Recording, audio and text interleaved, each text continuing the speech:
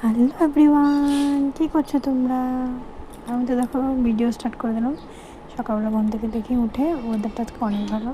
আর দেখো শাশুড়ি মা পদ্ম ফুল পেরে এলো, গাছ পিছে দেখো কত বড় গাছ, অনেক পদ্ম ফুল হয়েছে। তার জন্য হলাম তোমাদেরকে একটু শেয়ার করি। তারপর সব কাজ সেরে চলে আসলাম সোজা রান্নাঘরে রান্না করতে। আজকে বেশি কিছু বানাইনি, আলু ভাজা আর ডিমের অমলেট করেছি। আর দেখছো দুদিকে ভাত হচ্ছে, আর কালকে মাছের ঝোল ছিল তো, সেটা দিয়ে ভাতটা তার জন্য একটু শুকনো তো খেতে পারি না, জানো একটু দোকানে থাকে তো, একটু ঝোল করে মেখে দিলে তারপর খেতে পারবে। তার জন্য ঝোলটা দিয়ে মেখে দেওয়া।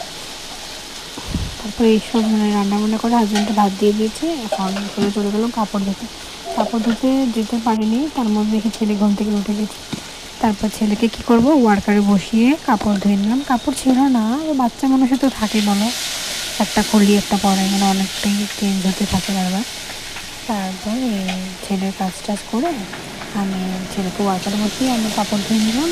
কাপড় ধুয়ে না, তারপরে তেল লাগাচ্ছিলাম। তেলটা না ইউটিউবে পেয়েছি, একটা দিদি বলছিলো যে ওর মেয়ের ঠান্ডা লাগলে নাকি এই তেলটাই লাগায়।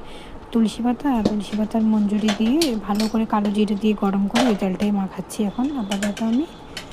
আর মানে সত্যি কামও হচ্ছে মনে হয়। এদিকে দেখো ভাত হয়ে গেছে, আলু ভাজা হয়ে গেছে। দেখো ছেলে এখানে খেলছে, ভিডিওর দিকে তাকিয়েছে দেখো।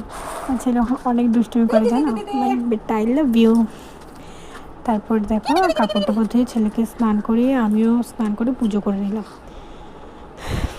তারপর পুজো করে আমি চলে গেলাম রান্না করতে। মানে রান্না আমি করিনি, মায়ে করেছে, আমি মানে একটু বসিয়েছি আগে, ধরো ভাতটা বসালাম তো।